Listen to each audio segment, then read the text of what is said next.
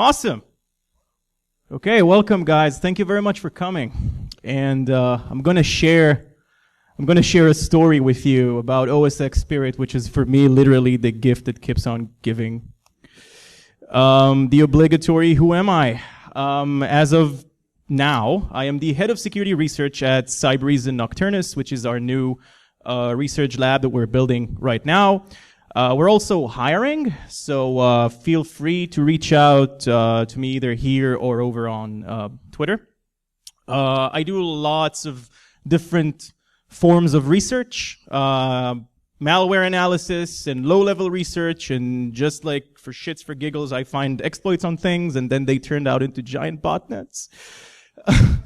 And I shitpost on Twitter a lot. So that's my handle over there. That used to be my profile picture up until pretty recently. And sometimes my shitposting causes a lot of trouble. So I'm Israeli. I live in Boston, but originally I'm Israeli, and I came back from Israel a couple of weeks ago. I was visiting my family, and when I landed, I went to the quick passport control thing where you put your hand in and it tells you that you can go.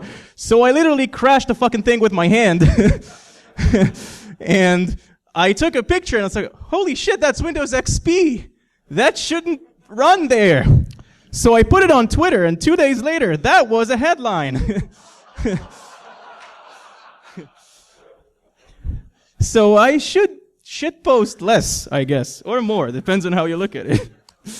Okay, let's start.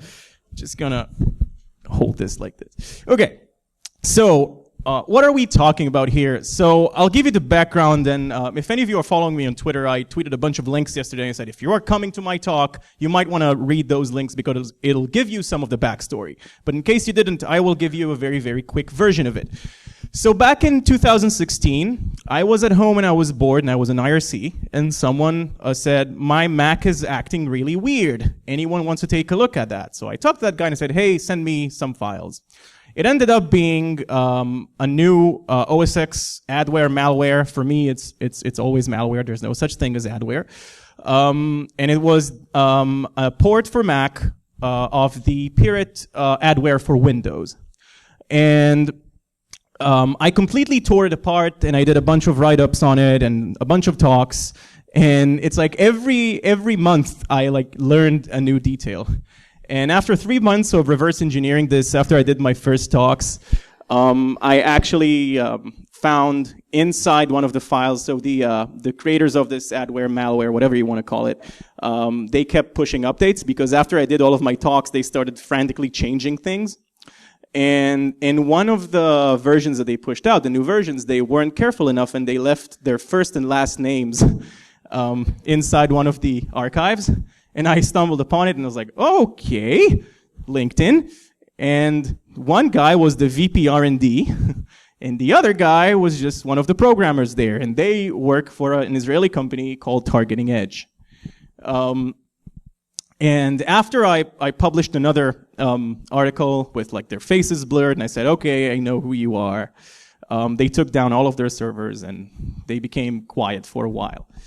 And then in last November, I have some Yara rules that I always run for stuff that I found. And then in November, everything started to light up like a Christmas tree all over a sudden after it was really quiet for a while. I was like, okay.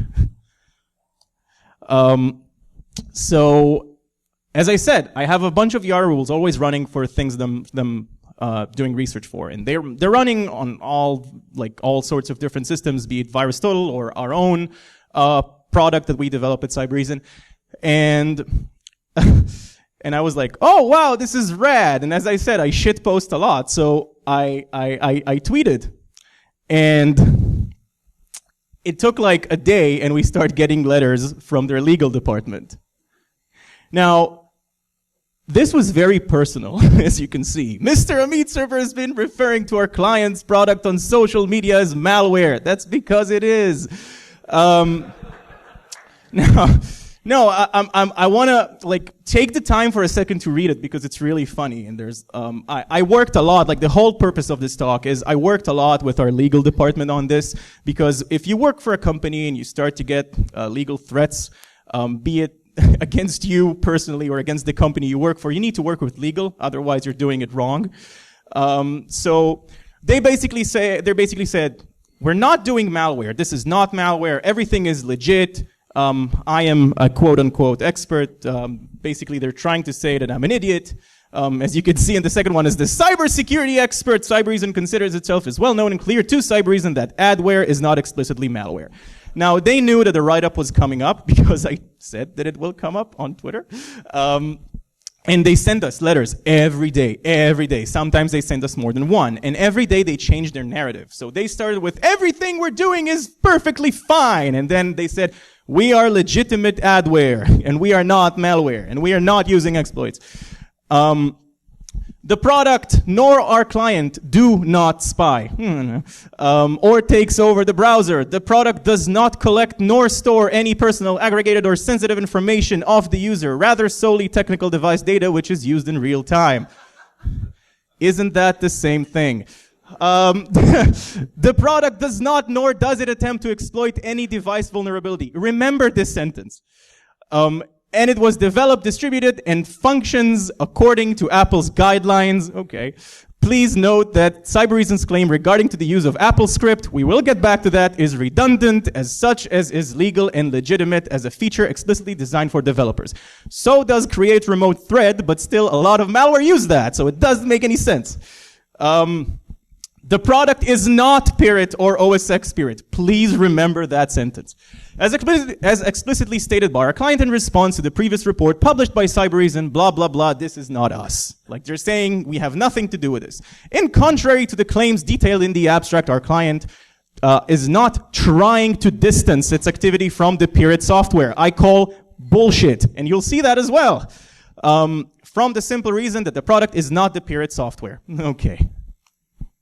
And then they said, and this is like all from different letters. Like we got every day, like we had like new reading materials, and like, like our legal department kept sending me Slack messages. Oh, we have another letter from them. Do you want to read it? And I'm like, of course. Like, bring on the popcorn. And then they said, they gave, like, they said, in one of their letters said, we're not malware. Here is what malware is. And they gave a list of, like, this is how ESET, the AV company, defines malware. Well, what do you know? They answer to each one of those, each one of those sentences basically describes their product. The product nor our client do not spy or takes over the browser. Yeah. So at that point, I was like, okay. So, after they realized that the report is coming, because some journalists talked to me before I published this report, and some journalists actually reached out to them, and they tried to get their response, which was pretty difficult. They realized that it's happening. The report is coming up, so they said, okay, like put this in your report. Like this is a whole blurb that they wrote to us, and they said, like, we demand you to put this in your report. Now, we don't owe them shit. Like, we don't need to put that in our report. But we said, okay. So this ended up being in my report and in this slide, and okay. Like, did you all get a chance to read that? Like, we highly respect the privacy of the users and completely comply with all the... It's not true. So in one of the things they said here, they said, we have an end user license agreement. Well, we couldn't find it anywhere. Like, I double dare all of you to go to their websites, Google Targeting Edge end user license agreement. Just do it right now. There's nothing. And their website also had a contact form and an email address, which doesn't work. So this is Zach Whitaker from ZDNet who wrote about it, and he sends me this screenshot. So he sends them an email so he went to their website, targetingedge.com, and there's a contact us form, and there's an email, info@targetingedge.com. So he sends them an email. Hey, they're reaching out for a comment regarding a new report, blah, blah, blah, blah, blah, blah, blah. He gets an error address not found. Okay. So this is like, seriously, this is awesome, and you ain't seen shit. Like, we're just starting. So before we start, I need to tell you, and it's another bit of history about how the old version of OSX Pirrit, the one from almost 2 years ago, how it worked. So Adware is really popular in Macs. So if like Mac owners tell you, oh, look, we're on Mac, we don't get viruses, we don't get adwares, we don't get pop-ups, I call bullshit on this one directly. And adware is really popular. So people go to various websites like Softonic and all of those download websites, and they download whatever they want to download from them, from that website. So let's say someone wants to download VLC Media Player. So he goes to Softonic, he writes VLC Media Player. And he gets like an installer. And this is how all of those adware companies work. Basically, they're calling installation monetization solution, which is another word for like we're in your computer doing shit. And you get an installer that actually installs the VLC media player, but then you get like herpes with that. That was my analogy from 2 years ago, which is available on YouTube for your own enjoyment.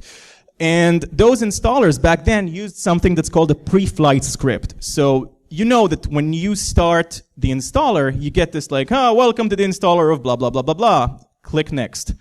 And this is even before you see any end-user license agreement. So once you are opening the installer, what's called a pre-flight script runs and starts like installing all of the bad stuff.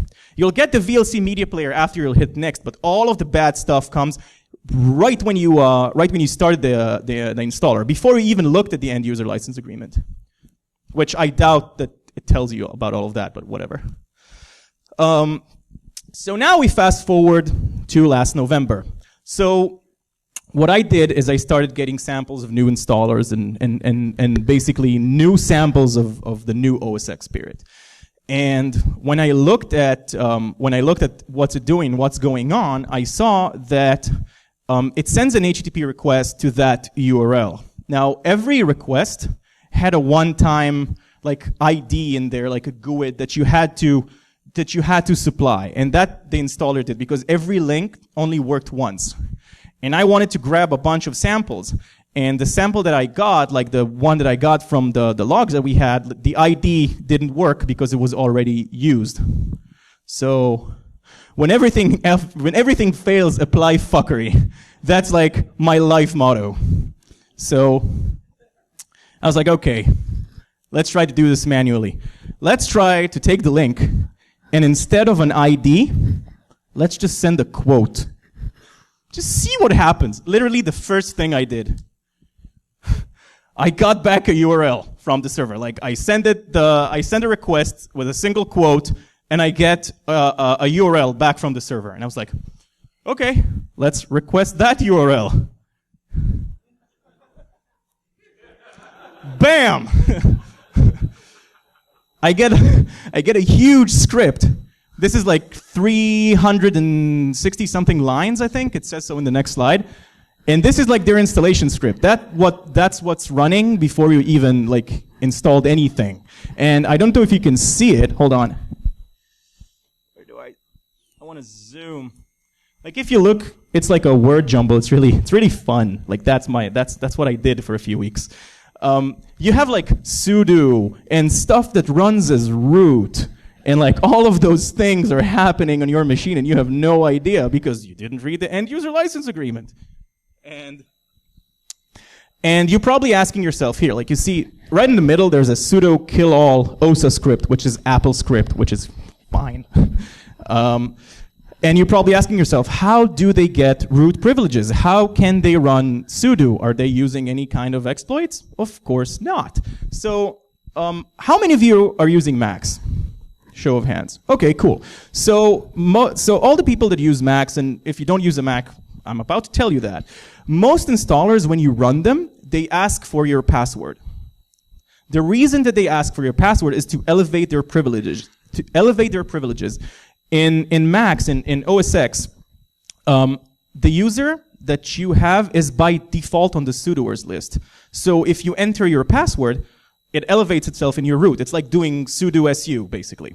So this is how they do it. Like their installer runs and you just ask for your password and you give it your password and it's root. And then you have all of those things running in the background as root. And you can see like a lot of like, it's downloading stuff from a lot of URLs, and we're going to talk about that. So that script is huge. Yeah, as I said, it's 329 lines in bash that I had to go through. It took me 3 days. It's not fun. And it's very similar, if not almost identical, to the script that I analyzed 2 years ago from old Pirrit, which is not made by them, which was already proven by me, but okay. The script has many URLs that it sends requests to, and a lot of those URLs look like DGA domains. Do we all know what DGA domains are? Show of hands? Okay. So DGA domains are like weird and long and usually random looking domain names, like Q2WEDCFZA number.com. Those domains, like you only see that in malware. Like there's no reason whatsoever for like, oh yeah, email me like at Amit at QA295Z. Like it doesn't make any sense. And this is usually those domains, like there's a logic behind it. Like there's an algorithm that calculates it, makes those domains, and then attackers can basically the malware generates the domains, and the attackers can register the domains way after. So like they will always have a domain that will connect. It's very hard to block unless you're using some sort of a endpoint solution that I happen to be working for a company that makes one. And we'll see that as well. Now, this is like, do you know the Russian Matryoshka dolls? Like you open one and there's another one and there's another one. This is how it works. Like this thing downloads like 7, 8 different payloads each step of the way. And each payload has like a new thing that it's doing. Now, a payload can be sometimes a script, and it could be a binary file that does stuff. And we're going to talk about that as well. So what happens is that script is generating a random name. Like it takes, every Mac has this file, /usr/share/dict/words, and it has words in it, like words from a dictionary. The script, simply there's a function called RND for random, if you guys over there can see it, and it literally just picks a random word and saves it to a variable, a random word from all of those lists. And then it creates a directory in the user's home directory, that's the tilde, in /library/random name. That random name is generated by that function. What also is happening is that the unique ID of the machine, again, no private data, nothing identifying, it's fine. The unique identifier of the machine is extracted and being sent to targeting edge's servers along with the path and the random name that was chosen. So every time their adware, legit adware, as they say, was installed in your machine, they actually know, like they can identify you by your machine's unique identifier and where and which random word and where it was installed. And if you see here, these are the god damn it, these are the weird domains. You see here pw.09aed5mck3, legit. Yeah, and it's like no, it's not malware. It's fine. Now, once this data was submitted to their server, the server will send you another payload. This payload will be downloaded and a launch agent will be created for it. Now, a launch agent in Mac speak is basically an autorun. There are several types of autoruns on Mac, but the most important ones are launch agents and launch daemons. A launch agent will start when the user logs in, and a launch daemon will start when the operating system boots, before the user logs in. So that's the difference between the two, and it creates both of them. So launch agents and launch daemons, and they have like 5 different ones of them, so they always have persistence, and they have watchdogs that guard that the other launch agent still exists. So it's fine, it's legit. Then, after this launch agent is being created, so as you can see, it downloads right here. It downloads this archive, this tc.tgz. And that file has a binary in it. So I started looking at that binary as well. I started reverse engineering it, and I looked at just at the names of the functions. Did receive response, did receive data, will cache response, blah, blah, blah, blah. And then run external application that gets arguments. Okay. So IDA Pro, and I'll zoom in. Just a sec. Okay. It calls binsh. Yeah, legit. It calls binsh, and binsh takes an argument. So this is %@. So Objective-C, which is, if there are any iOS or Mac OS programmers here, wow, Objective-C is terrible. So Objective-C, like what you know as %s from C or Python is %at in Objective-C, sort of. So it actually calls binsh and supplies it, like you can supply an argument with it, so someone on their end can run whatever he wants on your machine. That's fine.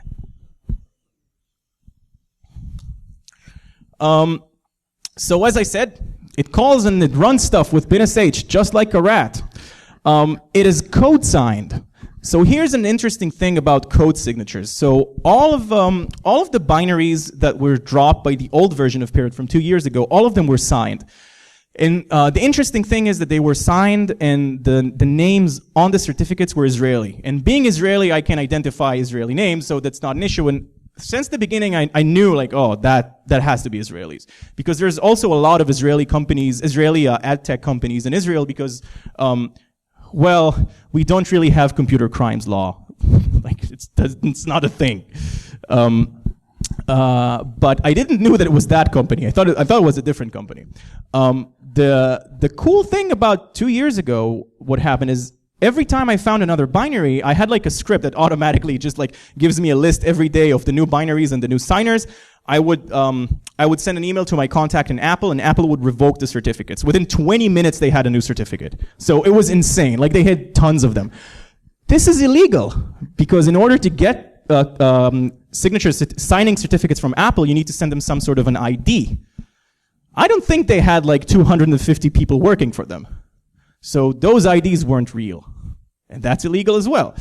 But it's fine. It's fine. This payload was signed, but it wasn't properly signed. It was signed with an ad hoc signature, which has no meaning on macOS.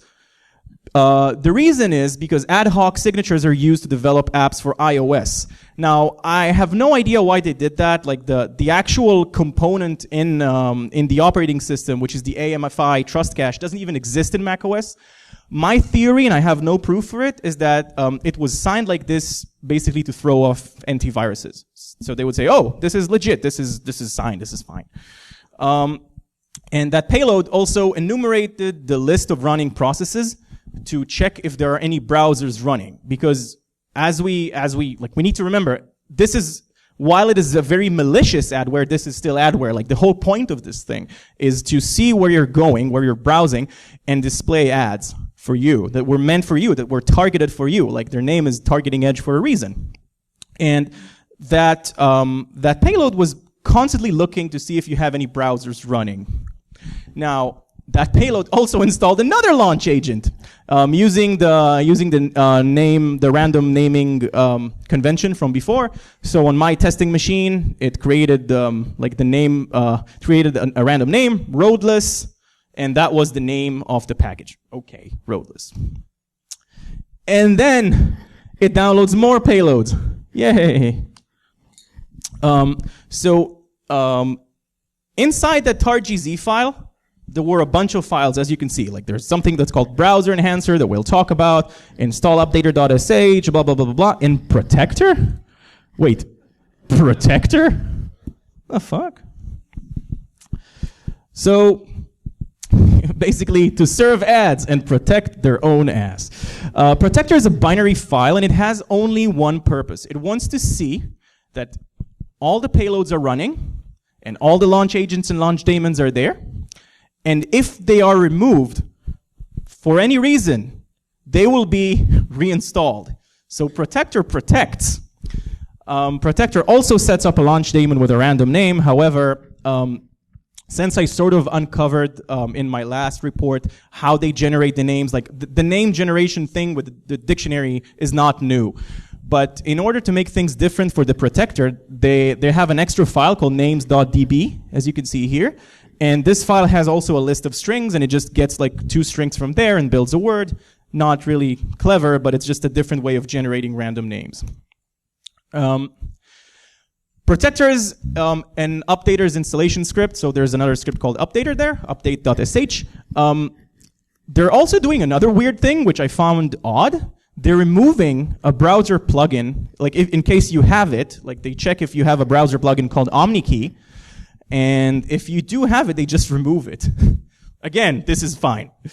And I didn't know what this plugin was, so I started reading, and apparently it's a plugin that allows you to, you know how in Chrome you go to the address bar and you just type something, not an address, and it Googles. So it's basically to create custom requests like that, custom searches. So you can say, okay, so here's the URL to search in eBay, and then you just do eBay space query enter, and it's search in eBay. Now apparently this really screws with their malware, so they just remove it altogether without telling you.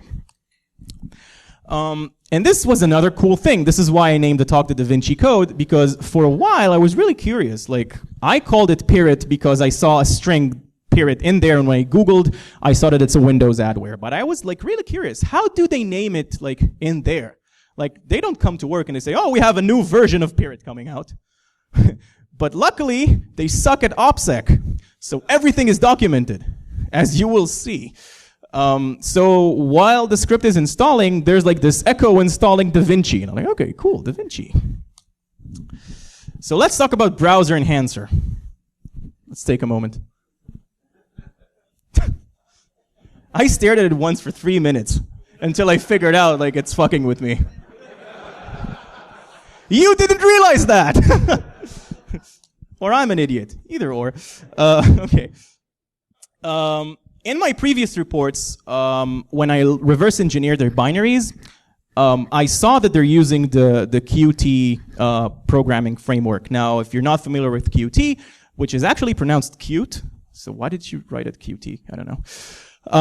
Qt is basically a framework that allows you to write code one time, and then when you're compiling it, you can say, oh, I want to compile it to Linux or Mac or Windows, and you don't have to do like all the adaptations. The disadvantage, the con in this, is that you get all of the Qt crap bundled into your code. So when I was looking at the code, when I was reverse engineering it, I could see like all the types, like a QString, and it calls a free, and like it's the function from Qt. So again, this is another thing that ties it back to them, because this looks exactly like the code they wrote, but they still say that it's not them, even though their names were in the fucking thing. Okay.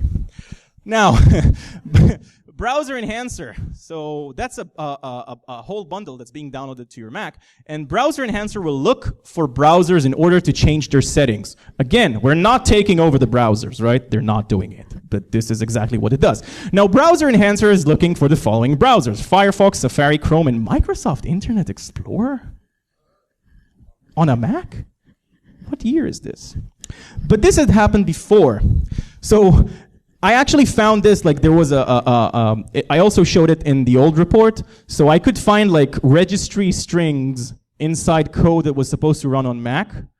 I have no idea what kind of wizardry was pulled in order to make this thing compile. Because I have no idea, but okay. But again, like this is another thing that ties it back to them. So browser enhancer's purpose is to literally hijack the search page of the browser, a thing that they said, like their attorney wrote us that they are not doing. But here it is in front of you. Like you can see that it's tracking every cookie that you get. It's hijacking your search page. So if you used to search in Google or Bing, you don't do that anymore. You use a different page. And they're using AppleScript, which is something that they didn't do. Now I'm gonna talk about AppleScript, and because it was also mentioned in their letter. AppleScript is a scripting language that Apple made, and I'm gonna talk about it. And it's actually a really cool thing that you should all be scared of. So this is the search page that you now have. tikasearch.com, very legit. Everybody knows that. And if you look at the bottom of the page, it is copyright 2017 to Babylon Limited, another great Israeli company that does adware. Like, do you remember the Babylon translator from like ages ago? Yeah? No? Yeah? It's them! That's what they do! You think that you're translating words from Japanese? No!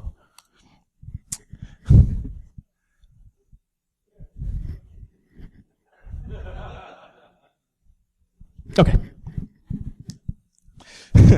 So every time it's like, okay, cool, this payload does that. And I wrote, so This presentation doesn't have all the details. If you're really interested, you should read the full report on our blog. It's like almost 30 pages long because it has more and more and more payloads. And at that point, I was like, okay, you're threatening me. That's cool. Let's dance.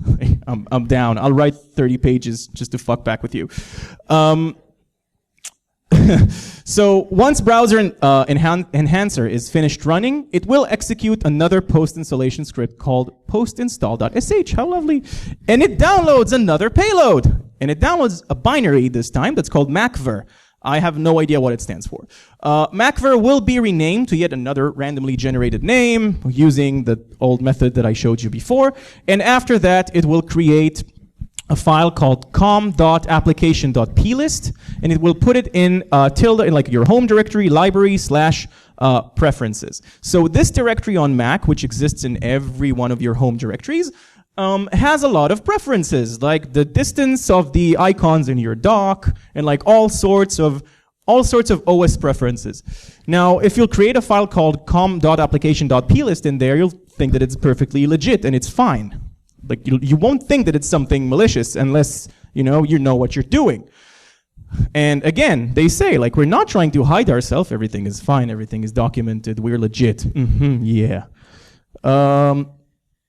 Now, if we look at the browser post install script, it changes a bunch of things, and it also adds a bunch of things to the Mac equivalent of the registry.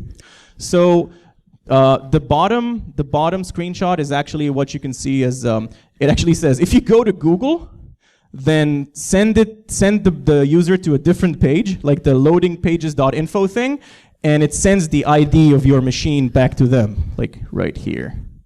So if you used to use Google, then you don't use it anymore, but they know that you wanted to go to Google, and they have the unique identifier of your machine again. Now let's break apart Macver a little bit more. So as I said, this is not a script. It is actually a 64-bit Mach-O executable. Mach-O is the executable format in Macs. Windows has PEs, Linux has ELFs, Mac has Mach-O because they have to be different. And unlike all of the other executables, it doesn't import any Qt resources, which was refreshing for a change because this was actually a little bit different. When I looked at the string sections, I saw a bunch of base 64 stuff. Now, we're all intelligent enough to know that base 64 is super secure. Like if you want to hide something, if you want to encrypt something, you encrypt it in base 64. So I get a lot of DMs on Twitter, like, teach me how to hacks, bro. So first, like pro bono, always encrypt with base 64. So I'm very good at what I do. So I deobfuscated the base 64, which was a challenge. And there was a lot of AppleScript code in there. Like all of this base 64 stuff was AppleScript. Now let's talk about AppleScript for a sec. So AppleScript is actually a scripting language that was created by Apple, and it was created for automation purposes. And AppleScript goes way back. Like it's an old language, and it actually has a really cool syntax. Like the syntax of AppleScript is English. Like tell application Google Chrome to do something. Like that's the actual syntax. If your machine is running in French, it'll be in French. It's pretty rad. And the whole point of AppleScript was to automate tasks in another processes. So let's say that you need to like run sort of a batch operation. Like you have an application that, I don't know, converts video, but it can only convert one file at a time. Apple basically said, hey, the correct way of writing programs to Mac OS is you should create an AppleScript API for every program that you make. So if you want to fully comply with Apple's guidelines, then your program should have like a third-party API with AppleScript. So you could like tell video encoder to select all files from this directory and click the button that says submit. I don't know, like just an example. So when you think about it, it's basically code injection. And you don't have to be privileged. So if in Windows, sometimes you have to be privileged in order to get a handle to a remote process and inject a DLL to that process that does something you want to do, you don't need that in Apple. You basically write AppleScript, and you don't need to elevate yourself. So, yo, dog, I heard you like code injection. So we used AppleScript to inject code that injects out JavaScript. So basically what they're doing with all of that AppleScript code is they're finding out which browser is running. So you can see, like, if is Safari running, then tell application Safari to set page source to do JavaScript, and then just a whole bunch of JavaScript to it. So you don't even know it, and you're running Chrome, you're running Firefox, you're running Safari, or you're a wizard and you're running Microsoft Internet Explorer on a Mac. Yeah. If you can make it happen, I want to talk to you. No, not with wine. Natively, that supports AppleScript.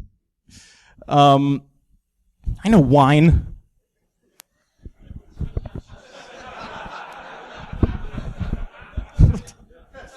Been doing this for like a year.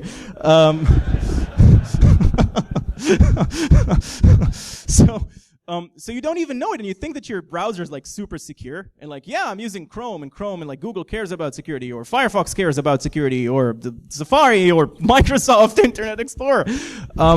But you actually have code that's being actively injected all the time into your browser. So basically, every page that you visit, every site that you go to, every query that you send in whatever site that you go to, like if you go to the source, you all of a sudden see like JavaScript that's not supposed to be there. And it was injected there via code injection, which is completely fine in like Apple's world. Like here's another example in Chrome. Tell application Google Chrome to tell active tab of window 1 to set source HTML to execute JavaScript. It's fine. This is fine. So this is basically what's happening behind the scenes. So you have Macver, which is their like malicious binary that's running on your machine. And here's the interesting thing. So there are ways of doing stuff in a stealthy fashion. They don't believe in that. So they basically just do like system, and then they call an application that's called OSScript. And OSScript is the AppleScript interpreter. So they basically, so you can run in your Mac, you can do like OSScript -- help and see like what it does. But you can do like OSScript space hyphen, I think it's D, and then open quotes and just give it a bunch of AppleScript. And what will happen is that you will always see a process called OSScript doing stuff. Now, because it's a command line argument, so if you have like any advanced endpoint protection system like the one that we're making, for example, you'll be able to see it. It's fairly easy. Like if you'll enable even the most simple auditing tools that are even like some of them are built into macOS, you'll be able to see like OSScript and all the things that it does. So basically, OSScript sends JavaScript to Google Chrome. And it also asks Google Chrome, hey, what URL are you currently visiting? What site is currently open? And it gets it, and according to that site, it will send it more JavaScript. So you could see things like, and I think I have a screenshot of that later on. I was basically going to Google, and I wrote antivirus, and I hit enter. So it gave me a bunch of results, and then it opened a pop-up for an antivirus company that's completely legit. Like, no, seriously, completely legit. So I wonder, like, who spends money on advertising there, and if they know that they're actually advertising through these nefarious ways. Now, something about the old version of Pirrit. So this was actually a very refreshing change. The old version of Pirrit, and I talked about, like, the talk is on YouTube, you can find it. The old version of Pirrit actually downloaded and installed a proxy server that ran on your machine. It's reconfigured through the firewall that every HTTP request will go through the proxy that runs on your machine. And the proxy would plant all the ads and do all this fuckery. Now, since it's super easy to block it, and since I literally told every AV company in the world how to do it, they don't do it anymore. So they reverted to AppleScript, which is actually pretty clever because they're using the operating system's tools against itself. OSScript is a legit Apple binary. It's signed by Apple. Like it's fine. But yet you can use it to inject malicious code into browsers without doing anything crazy. All you have to do is speak English or French. So this is what they did with AppleScript. The major caveat of that is that it's super slow because the process, that thing, if we go back, that loop happens every second. So your browser is polled every second, and every second it injects code to it. And sometimes, if the timing isn't right, if the code is being injected like right when the thread in the browser is loading the page that you're visiting, your browser will totally crap up. It will either crash or it'll start do weird things like half loading a page and telling you it's done. So, and it also it's really slow. It's really slowing your machine. So if you work on your Mac and you have weird stuff like this happening to you, check which processes are running. See if OSScript is running. Check it for time to time. Like if you're in an organization and you have some sort of system where you can query all the running processes and all across your organization, look for OSScript. Like a lot of attackers are using it. You can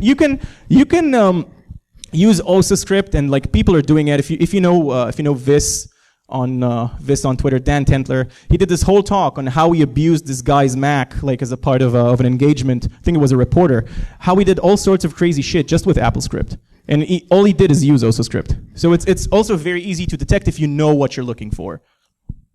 I think I talked about that. So as I said, they're really good at opsec, right? So you can actually run macver in debug mode, and you'll get all the output. So here's a nice example. So I went to Google, I wrote error, right? So you can see, and this runs every second. And you can see that it got the full URL of what I was looking for. Here's the query, right? And then it said, okay, let me give you let me give you this ad that's served from loadingpages.info, and here's a JavaScript, and here's my identifier of my machine, so they know exactly who I am, even though they say they don't. Here's the address, HTTPS Google, blah, blah, blah, blah, blah. And then I got an ad for a fake AV this time that's called MacKeeper. Any of you heard about MacKeeper? Show of hands. Okay, so MacKeeper, wow, that would be awesome if I will get sued by them as well. MacKeeper are if you'll Google them, you'll see that something isn't really straight in there. They actually hired a guy who I won't say his name, and they would use to release report, and the report said the MacKeeper Security Research Center. They're basically, their whole point is selling you a fake AV. They're infecting you, and then they're saying, we're the only one that can remove OSX Pirrit from your machine. Buy our AV. And then you buy their AV, and you get AIDS. So, and there's a market like MacKeeper, and they were sued, and there was it's all in Google. I'm not making it up. So you get ads for them, and you get all sorts of weird ads. So here you can see, I have a screenshot, I remembered. I Googled error, and then I had this tab opening, attention, clean your Mac. Virus scan is recommended for Macs. It's also recommended for humans, I think. If you go to get your physicals, kids. So this is how basically things are working. Now let's talk about attribution, because at the beginning I said, the reason why Targeting Edge started sending me threat letters was I wrote on Twitter, the idiots from Targeting Edge are at it again. And they didn't like it. So when I found out who they are, it was actually because I was super lazy, and it's in one of my reports.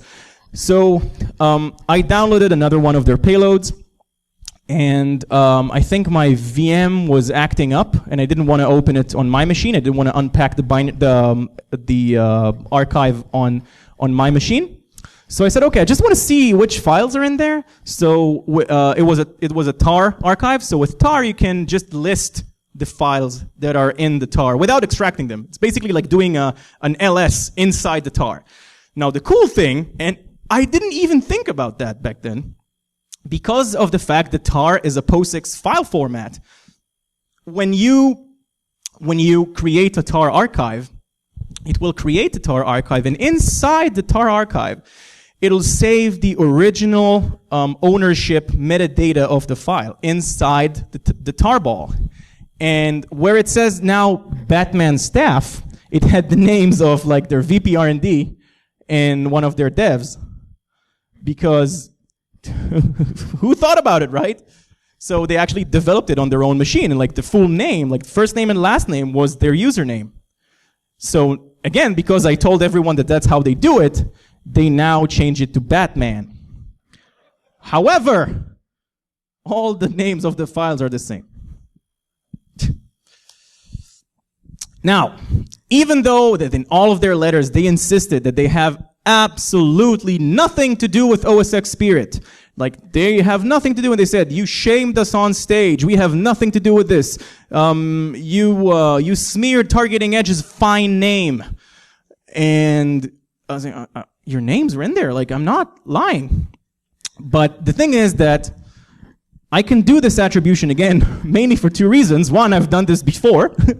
And the way that I found them with like all the YAR rules and stuff, I didn't put everything in my reports. I saved some for myself because I like opsec. And now I have a pretty good knowledge of their like coding style and TTPs and whatever. So what do we have so far? We have code that looks almost identical to the code from 2 years ago, right? We have methods, the scripts, the names of things, the servers, the way that everything like ties together, and it's almost identical to my findings from 2 years ago. And we also have frantic letters from their attorneys telling us that it's not them, which is obviously bullshit. But they're telling us this is not us, and don't publish anything that's related to our intellectual property. All of this, if anyone follows me on Twitter, I had like a crazy thing with her like 2 weeks ago. Now, with all of this, this is not really proof. So what is proof? So let's talk about domains, right? So when Targeting Edge are buying their domains, they usually buy them in batches of 8 or 10. Like that's what I saw on ThreatCrowd.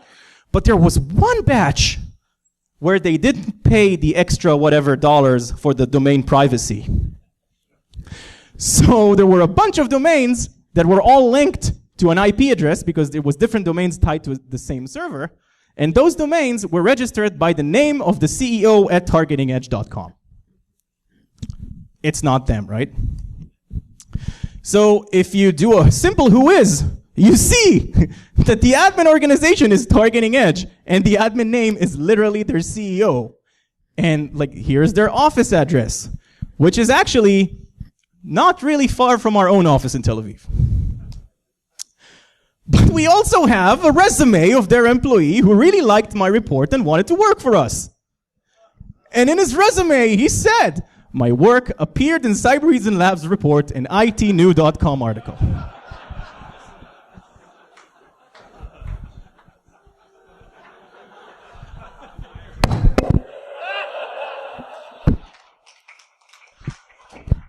You can't make this shit up. Seriously.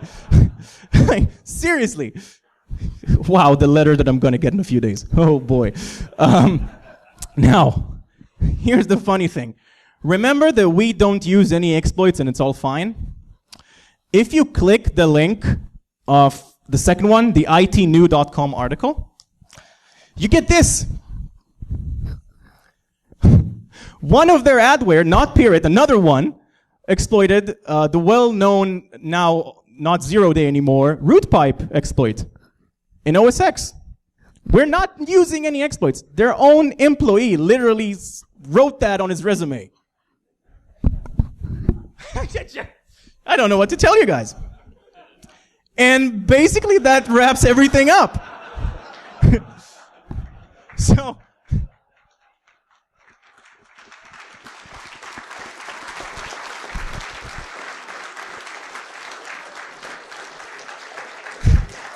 Before I take questions, if you guys have them, because we wrapped up 9 minutes before time is up, I need to take a selfie with you all. Yay! Okay. FOMO. Okay. So, just a few words. I couldn't do all of this, and I couldn't stand on the stage and like talk in like being so calm and basically just shit posting live on stage on this company if it weren't for our legal department who worked with me. And this was like a thing that we did together. I sat with one of our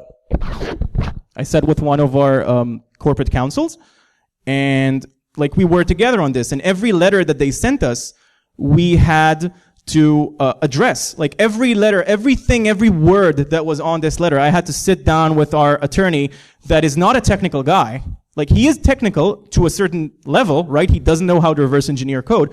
And I had to sit with him with IDA Pro and telling him, here, you see, here they say that they don't do that. Here, they're doing that right here. So if you end up being in a case where you reverse engineer something and you're doing research and you're starting to get threat letters, don't act on your own. Don't be a hero. Don't say, oh, fuck them, I can do everything by myself, because you have to have a guy that knows the law that works with you, a guy or a girl, someone, right? Inclusion. It's not funny. You have to have someone that knows what he's doing or what she's doing. Wow, we don't have this problem in Hebrew. No, I like everyone. I'm fine. Believe me. So this is super important. Like, if you end up getting legal threats, and it's not the first case where adware companies sent legal threat letters to researchers. I think it's just the funniest one. And I'm sure that I'm going to run into them again because my Yara rules are still working. And you know what? Even though after all of that happened, they're still like doing their thing.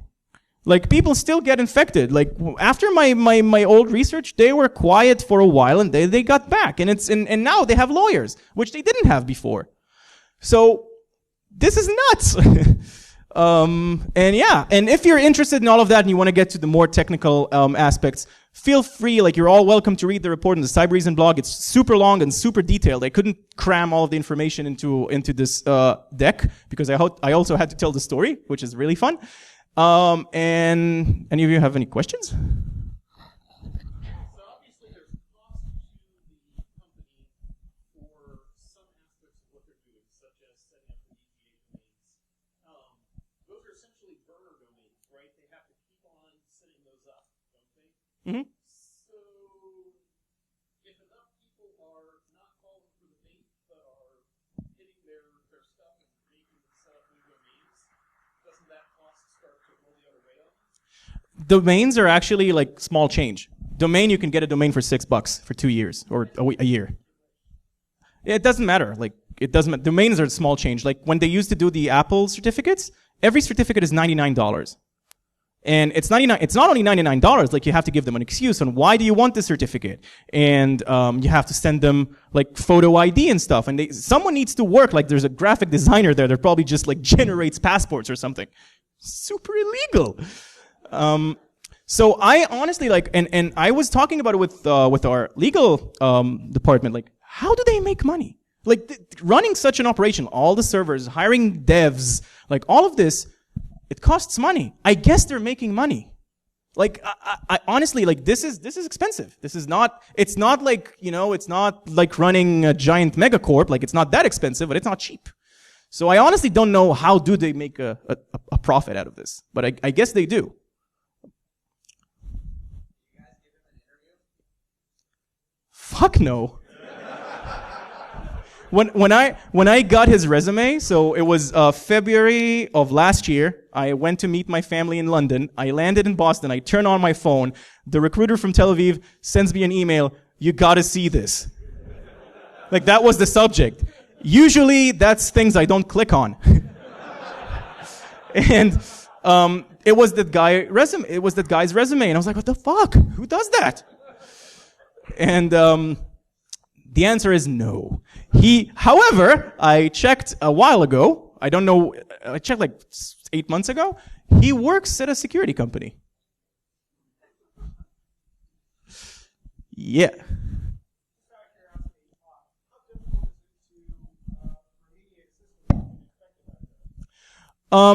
So with the first version of Pirrit, I wrote a bunch of removal scripts. And I put them on my own GitHub, but the problem was that every time, like, they released a new version every day because it was actually effective because the first Pirrit was like an outbreak. And I couldn't keep up. Like, I can't like reverse engineer this malware every day because I have other things to do. So what I did is I shared it with a bunch of colleagues from other companies. And like back then we didn't have, like today we have an antivirus, like an NGAV, because of course. But back then we didn't have it. So actually other companies, I think Malwarebytes put in the signature in their product, and then it became a thing. And then the IOCs were in Alien Vault, so other AV companies just started basing their signatures off of that. So I think that with Pirrit, every AV that's up to date will remove it now because of that. After that thing happened, the same thing. I did the same thing. Yeah. Time's up. Okay. If anyone wants to ask me questions, I'm outside. Thank you very much.